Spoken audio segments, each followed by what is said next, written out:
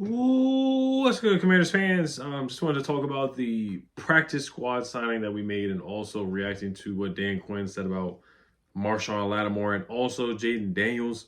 This video will be super quick, and then also just talk a little bit about our opponent too. It's Dallas week, guys. It's Dallas week. I know the rivalry is not what it used to be, but every video I make this week has got to be talking about Dallas. We have to focus on Dallas, and we have to treat this game like it is a rivalry game. Go out there with that energy, and this it probably will be a get right game. After watching the game last night, oh my goodness, Joe Mixon had 3 touchdowns. C.J. Stroud didn't play well, and they still blew out the Cowboys. Now the Cowboys were hanging in there for a little bit, but Mike McCarthy, he's done. He's cooked. He's doing fake punts and fake, throwing the ball, trick plays on fourth down. Tyler Guyton picked up a fumble from Cooper Rush, and then he got clocked and he fumbled, and then the Texans ran it in for a touchdown. So it's almost like it's basically like the bad news Bears. I mean, they got stuff falling from the ceiling. I know we have stuff falling from the ceiling in FedEx, but that one is actually a little bit more dangerous than what we've had going on in FedEx. I'm not going to compare which stadium is worse. We know their stadium is newer and it's a dome and all that. But I'm just saying, like when everything starts falling now, the sky is falling, everything is really falling down for the Cowboys, from the team, the ownership, even the stadium. Everything is just falling apart, and you can see the body language on CeeDee Lamb, Cooper Rush, Micah Parsons, all the guys. I don't know if Micah did his podcast today, but I know if he did, there's nothing really positive to say at all. And I know he would just complain and complain. And he would have to look himself in the mirror about the play, too. They cannot stop the run. They legitimately cannot stop the run. They can't tackle. They can't stop the run. Their defense is really bad. And you can see how they're missing Dan Quinn. So we have to run the football against them, run it down their throats, run it again. And that will definitely take the pressure off of Jaden and help him out for sure, because they lost 34-10. That was the score, 34-10. They've lost their last 6 home games: 34-10, 34-6, 47-9, 28-25, 44-19, and 48-32. That's been their last 6 home games. I know we're playing them at Landover, Maryland, which we should still win, and we're 10-point favorites. We're 10.5-point favorites. The last time we've been that high of a favorite against the Cowboys is 2007, and rightfully so. I mean, I wouldn't be surprised if we were a 12-point favorite coming into Sunday. They might even change it anymore. They probably won't, but I wouldn't be surprised if they change it to like 11 or something like that. We should really, this should be like a homecoming game where you just take care of business against the inferior opponent and beat them by 2 scores. It really should be that way. I could see it kind of being close, but this is the game where you have to get right. Jaden has to get right. Cliff has to get right. The offense has to get right. The run game has to keep humming and get right, get on the right track with B-Rob being healthy. So this should be a get right, take care of business, and get right back on track kind of game. And then we got the Titans the following week, so it should be 2 wins that we should take care of before going into the bye week. All right. So Dan Quinn said he's hopeful cornerback Marshon Lattimore will see the field some this week in practice, but added that they're going to be cautious with a soft tissue injury. Quinn added later on in his presser that we're trending in a really strong way with Marshon Lattimore. This is what Nikki Zavala tweeted out yesterday during the press conference. Now, Marshon, we all want to see him play. We brought him here for the playoff push. This game, if he's not 100% healthy, I know it's not a good thing since we gave him the picks, and I know people are going to panic if he's not ready for the game on Sunday, but this is a game where I feel like he's not really needed, honestly. I feel like we should still beat them by at least 10, even with Ben St. Juste getting a bunch of snaps or Mike Davis getting a bunch of snaps. This is a game where we should control the clock, control time of possession, and really just batter them and beat them down to the point where they throw in the towel and give up. And we should get a couple interceptions and a forced fumble on Cooper Rush. So I just feel like, if Marshon really is not 100%, then maybe he could sit this game out. And I know they're not basing it on that, but like I said, I wouldn't act like the sky is falling if Marshon doesn't play. This is the legitimate injury, and I thought it was a Devontae Adams situation. Clearly, it's not. But if he doesn't play, it's not a good thing. But like I said, I'm not panicking because this game is. I feel like we should win with the guys that we got. I don't feel like this is like, oh my gosh, we need Marshon Lattimore to beat the Cowboys with Cooper Rush and possibly Trey Lance. I think Trey Lance is going to play in this game. He may not start, but I do feel like we're going to see Trey Lance in this football game for sure. So that's the update on Marshon. So it looks like he's trending in the right direction. But like I said, I would still proceed with caution. I would not get my hopes that he would be out there. Let's see what happens tomorrow. Let's see if they announce that he does participate. He probably will be limited, or if he's a DNP, then if he's a DNP again tomorrow, then I wouldn't be too optimistic on him playing. But once again, for all the people who are saying, "Oh, we gave these picks, we got fleeced," calm down.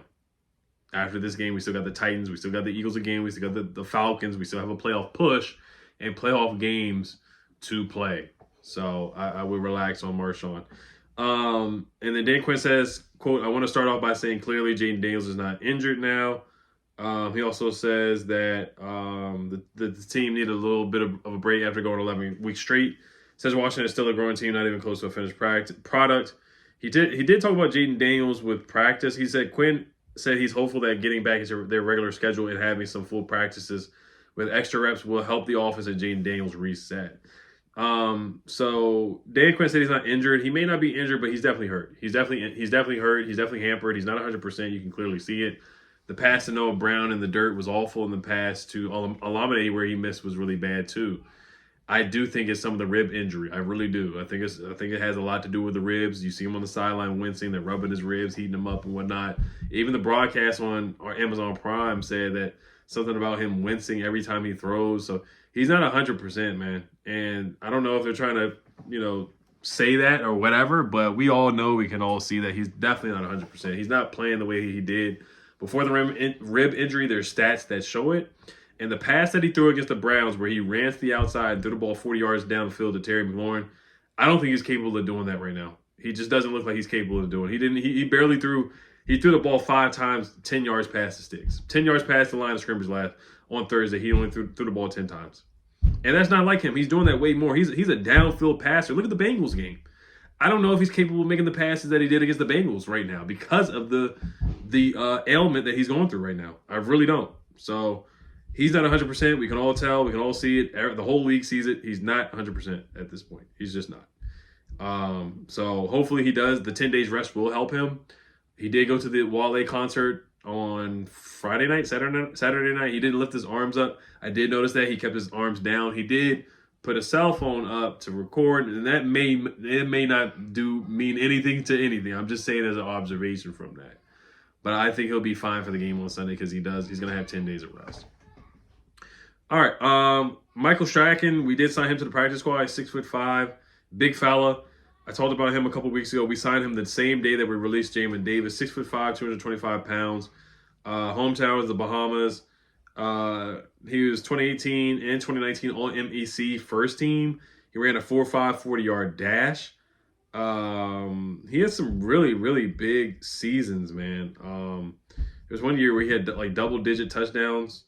Some ridiculous numbers that he put up. He went to College of Charleston from 2016 to 2020. He was a 7th round pick, the 229th pick. He played with the Colts and the Panthers. He did catch a pass from Bryce Young. So he does have a few numbers in the NFL. 2023, he had 1 catch for 45 yards. So he had a big catch. And then 2022 with the Colts, he had 3 catches for 59 yards. No touchdowns. 2 catches for 26 yards in his rookie season. So he has played some snaps. Let me see if he's played special teams. He's played 62 special team snaps in 2021, 131 special team snaps in 2022, and then 54 special team snaps in 2023. So he does have some experience. I guess he's kind of similar to what they went with Martavis Bryant, just a big body receiver. He went to Liberty Christian Academy in Lynchburg, Virginia, so he's somewhat of a local guy for sure. But he had 48 catches for 1,007 yards and 8 touchdown catches and 11 starts in college. And then another year he had 19. He started all 11 games in 2019 in Division II with 19 receiving touchdowns. That's insane, man. He's just a big body guy. You just throw it up there and tell him to go get it. So in the red zone, he could help us out for sure. If he does get elevated and he's asked to play, he could be a red zone target. Just throw it up there to the big fella and give him a chance to go get it. 19 receiving touchdowns, an 8th with 1,319 receiving yards, 78 catches, 16.9 yards per catch. So he had a video game Randy Moss type of season that one season. He was projected to be a 5th round pick, ended up being a 7th round pick. Strengths are elite size and frame, dominate his level of competition, scored a touchdown in 18 of 22 games. So he's a touchdown magnet for sure. Learned to stair step his routes as well. Weaknesses is beat up on a variety of small cornerbacks. I mean, he's probably 2 times taller than everybody else in Division 2. Not much hip sync getting into his breaks. Needs extended runways to gather and open up on intermediate routes. So the guy is talented, man. Let's see what happens. I mean, I'm not going to get my hopes up, but let's see if he is actually elevated to the roster. I mean, we already have a bunch of guys on the roster, wide receiver, other than Terriers, Noah Brown, Luke McCaffrey, and Alamine and Diami, who've been dropping passes. We just need guys to hang on to the football and help Deaton out for sure.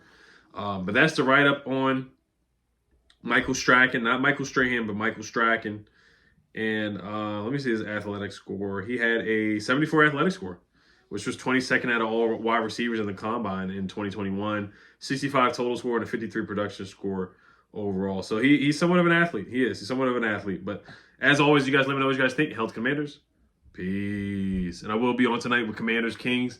Should be a lot of fun. Make sure you guys subscribe to the channel and hit the notification bell as well. Peace.